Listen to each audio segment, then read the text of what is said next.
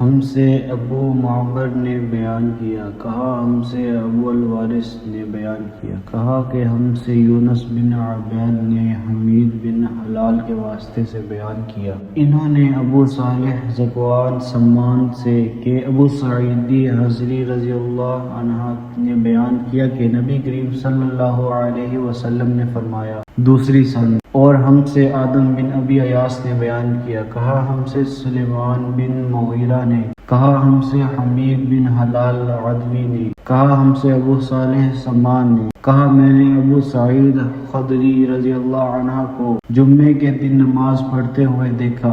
آپ کسی چیز کی طرف منہ کیے ہوئے لوگوں کے لیے اسے آڑ بنائے ہوئے تھے۔ ابو معیط کے بیٹوں میں سے ایک جوان نے چاہا کہ آپ کے سامنے سے ہو کر گزر جائے۔ ابو سعید رضی اللہ عنہ نے اس کو سینے پر دھکا دے کر باز رکھنا چاہا۔ جوان نے چاروں طرف نظر دوڑائی لیکن کوئی راستہ سوائے سامنے سے گزرنے کے نہ ملا، اس لیے وہ پھر اسی طرف سے نکلنے کے لیے لوٹا۔